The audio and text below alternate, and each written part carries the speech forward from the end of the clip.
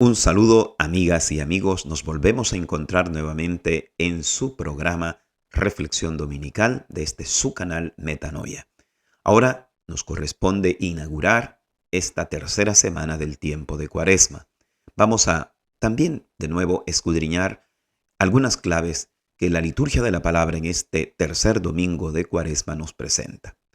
Vamos a hacer una breve oración y vamos a introducirnos a esta reflexión a continuación. Decimos en el nombre del Padre, del Hijo y del Espíritu Santo. Amén.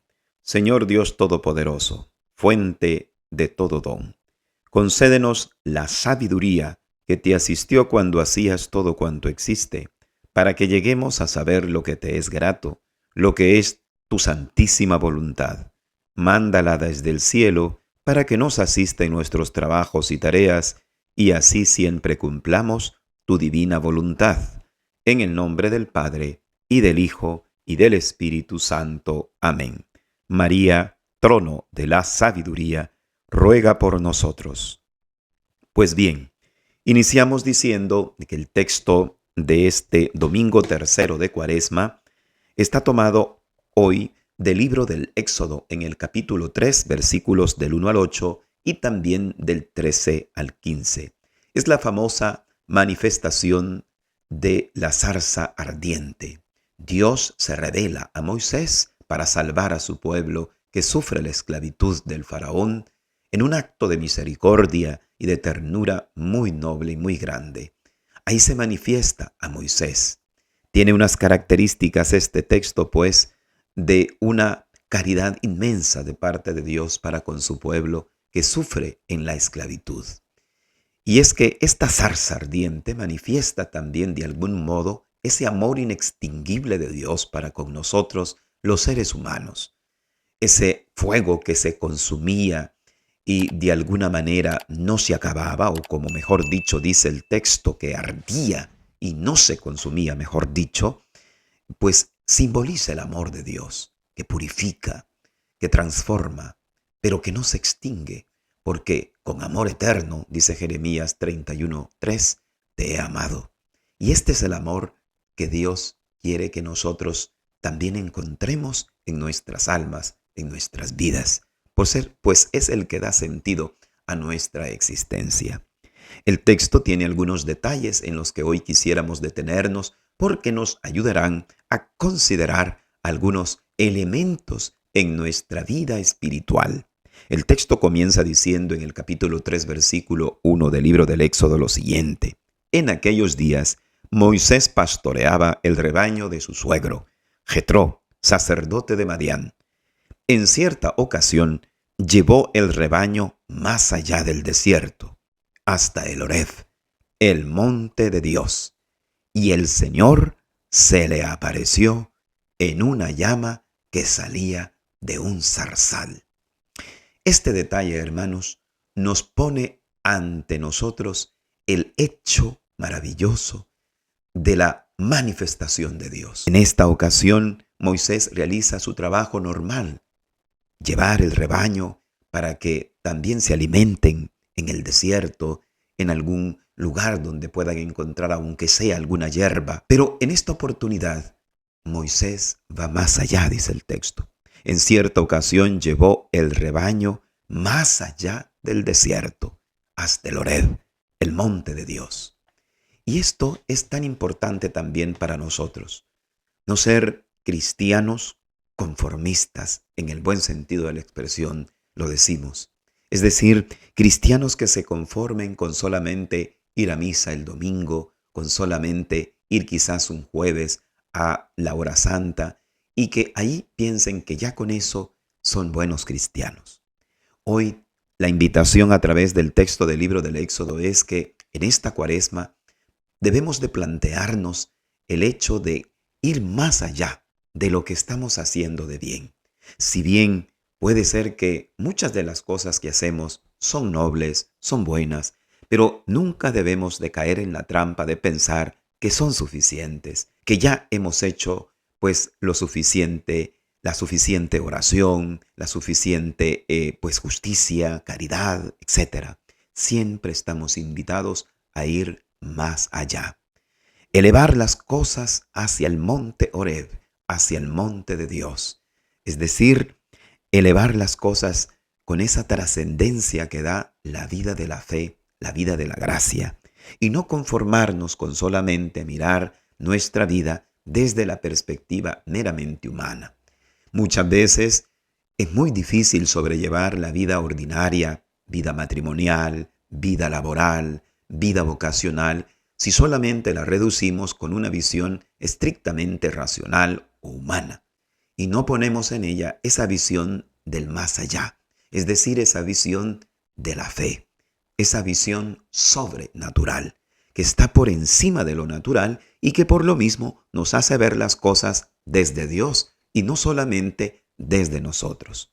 ¿Cuántos conflictos matrimoniales no se solucionaran si tuviéramos en cuenta esta visión? Pero no, muchas veces las visiones son muy ancladas en lo que a mí no me hacen, en lo que a mí me hacen, y a partir de allí es que podemos de alguna manera tomar decisiones equivocadas.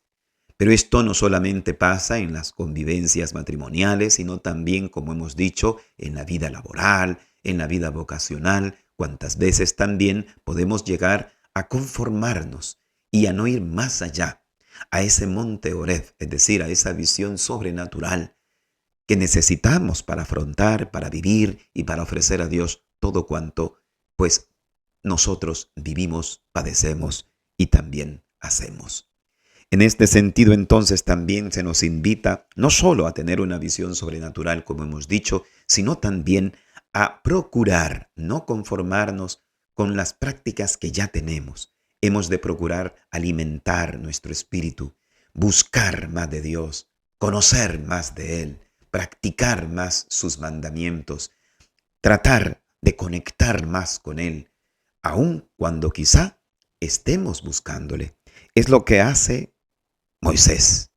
Llevó más allá del desierto a aquellas ovejas, llevó más allá del desierto su tarea y por eso fue capaz de encontrarse con Dios en esa manifestación maravillosa de la teofanía de la zarza ardiente. Teofanía significa manifestación de Dios. El texto también nos dice lo siguiente, que Moisés observó con gran asombro que la zarza ardía sin consumirse y se dijo, voy a ver de cerca esta cosa extraña, porque la zarza no se quema. Fijémonos en este detalle también. Moisés es el hombre que aparece aquí con esa actitud de tener gran asombro. Vivimos en sociedades tan aceleradas y tan superficiales. Lo hemos ya apuntado en algunas otras reflexiones aquí en este mismo canal Metanoia. Pues bien, también la Cuaresma es una invitación a vivir un poco sosegados, a hacer un alto, a que pongamos un alto en nuestras vidas para reflexionar, para tener la capacidad de observar, como dice el texto, lo hace Moisés, y tener también la capacidad del gran asombro. El Papa San Juan Pablo II, en una carta preciosa sobre la Sagrada Eucaristía, nos decía esta expresión: necesitamos volver los cristianos de hoy a tener ese asombro que se impacta por la presencia de Cristo en la Eucaristía. Nos hace falta a muchos católicos de hoy tener asombro eucarístico, de cómo es posible que ese amor infinito de Dios que nos ama se haga tan pequeño, esté presente en el silencio de la hostia, esté presente para nosotros, para animarnos, para confortarnos, para sanarnos, para escucharnos, para también ayudarnos. Pues ahí está, ese asombro que lo hemos perdido muchas veces cuando pues la misa o cuando también la presencia de Cristo en la Eucaristía nos parece algo tan normal, algo tan cotidiano, que por eso quizás nos llega a aburrirnos, que por eso quizás nos llega a ser indiferentes con su presencia eucarística. Necesitamos el asombro eucarístico, decía el Papa en ese documento precioso llamado Eclesia de Eucaristía. Pero no solamente necesitamos el asombro eucarístico, podríamos decir. Necesitamos la capacidad de asombrarnos para advertir la presencia de Dios no solo en la Eucaristía, sino en cada cosa que nos sucede, en cada ambiente en el que nos encontramos, en la naturaleza, en las circunstancias, en las cosas buenas o incluso malas que nos toca vivir en el día a día. Observó con gran asombro, dice. Nos hace falta la capacidad de observancia para poder ser capaces a su vez de tener gran asombro. Al vivir en una sociedad tan llena de cosas, tan acelerada, nos queda poco tiempo para ser observativos. Todo tiene una mirada muchas veces muy superficial en nosotros. Ponemos miradas muy ligeras y esto hay que evitarlo. Hay que tratar de ir cambiando esas miradas ligeras que muchas veces tenemos sobre los demás, sobre las caídas de los demás, sobre los pecados de los demás, sobre las cosas buenas de los demás, porque eso nos quita la capacidad de asombro. Por ejemplo, si yo contemplo el pecado de los demás, puedo llegar a observar también las cosas buenas que de algún modo tiene esa persona, pero sobre todo puedo observar la infinita misericordia de Dios para con él, que a pesar de su grave pecado, no lo aniquila, sigue existiendo, sigue viviendo. ¿Por qué? Porque Dios le da una nueva oportunidad, porque Dios, con esa mera permanencia en la existencia, a pesar de su pecado, le está diciendo que quiere que se convierta. Por otra parte, tenemos el texto de la segunda lectura del día de hoy, tomada de la carta primera del apóstol Pablo a los Corintios en el capítulo número 10, versículos del 1 al 6 y del 10 al 12. En primer lugar, el apóstol San Pablo nos invita a lo siguiente. No quiero que olviden, dice el texto, que en el desierto nuestros padres estuvieron todos bajo la nube, todos cruzaron el Mar Rojo y todos se sometieron a Moisés. Todos comieron el mismo alimento milagroso, continúa diciendo el apóstol, y todos bebieron de la misma bebida espiritual, porque habían bebido de la roca espiritual que nos acompañaba, y la roca es Cristo. Sin embargo, la mayoría de ellos desagradaron a Dios y murieron en el desierto. Todo esto sucedió como advertencia a nosotros. Más adelante dice, todas estas cosas les sucedieron a nuestros antepasados como un ejemplo para nosotros. Como un ejemplo para nosotros, están puestas en las Sagradas Escrituras como advertencia para los que vivimos en los últimos tiempos. Aquí hay dos elementos importantes a tener en cuenta, a considerar. El primero es el hecho que el apóstol San Pablo nos dice que muchas veces las gracias de Dios todos las tenemos. A veces Dios las reparte de modo igual. Claro, es cierto, algunos vamos a tener algunas gracias por el estado, por la condición de vida, por las necesidades más urgentes que tenemos, pero hay como una base que todos la recibimos y nadie puede decir, yo recibí una base de gracia que me hace incapaz santificarme, que me hace incapaz amar a Dios y a mi hermano. No, todos tenemos una, podríamos decir, base de gracia espiritual que nos capacita para nuestra santificación. Sin embargo, no todos sabemos responder a esa gracia. Por eso el apóstol nos dice, pero ellos desagradaron a Dios y murieron en el desierto, recibiendo todas las gracias. Todos, nuestros padres estuvieron bajo la nube, es decir, protegidos por Dios. Todos cruzaron el Mar Rojo, fueron liberados, de la amenaza del faraón y su ejército. Todos se sometieron a Moisés, todos fueron guiados por Moisés. Todos, de alguna manera comieron el mismo alimento milagroso que era el maná. Todos bebieron de la misma bebida espiritual que salió de la roca en medio del desierto, donde brotó agua, que es el símbolo de Cristo y de su gracia, etc. Es decir, todos tuvieron esas gracias, esa gracia básica. Sin embargo, la respuesta era diferente.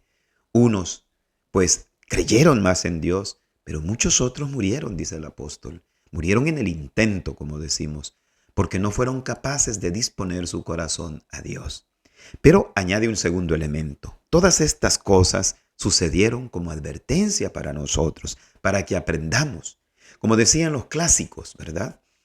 Los clásicos griegos solían decir, y también los latinos, la historia es maestra de la vida. Pero también la escritura dice algo muy similar, cuando nos habla que la historia también nos educa. Y debemos por eso nosotros aprender de nuestra vida. La historia de nuestra vida también nos educa. Lo que hemos hecho, donde hemos fallado, donde no sabíamos que no teníamos que ir, pero fuimos, y esto también provocó grandes sufrimientos y consecuencias no tan bonancibles para nosotros. Hemos pues de aprender de nuestra historia, de nuestro pasado, para que nuestro presente sea mejor y pueda edificar un mejor futuro. Esto es lo que también se nos está indicando hoy. Por eso no podemos pasar de largo lo que hemos vivido, no con el afán de quedarnos encerrados, encarcelados en el pasado, pero sí para que el pasado sea un maestro de vida. Por otra parte, el texto del Evangelio de hoy está tomado de San Lucas en el capítulo número 13, versículos del 1 al 9. Jesús plantea en un primer momento el hecho de que las cosas catastróficas que le pasan a ciertas personas no necesariamente es porque sean personas malas. El texto dice lo siguiente: Jesús les hizo este comentario. ¿Piensan ustedes que aquellos galileos, porque les sucedió esto, eran más pecadores que todos los demás galileos?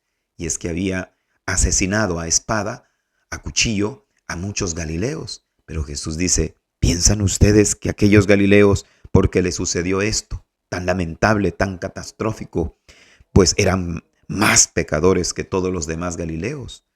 Pues ciertamente que no, responde Jesús. Y si ustedes no se arrepienten, les sucederá una cosa semejante.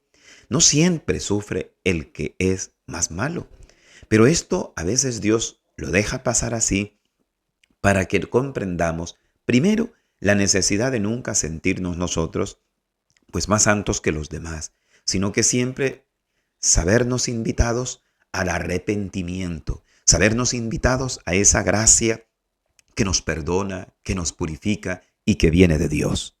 Por otra parte, también a no juzgar la muerte y las situaciones de sufrimiento que padecen ciertas personas, porque muchas veces no se debe al hecho de su pecado.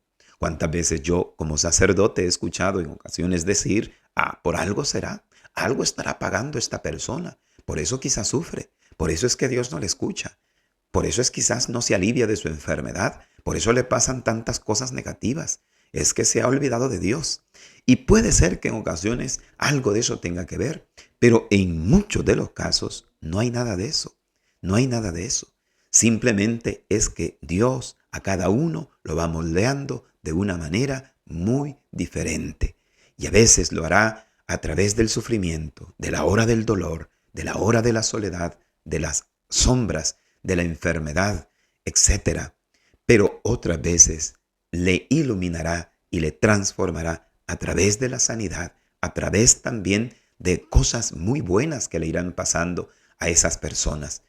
Porque Dios va eligiendo cada cosa según nuestra necesidad y según lo que quiere trabajar más en nuestra vida, según aquello que Él advierte en su sabiduría infinita, necesitamos más. Por eso es tan peligroso hacer juicios definitivos sobre lo que le sucede a las demás personas.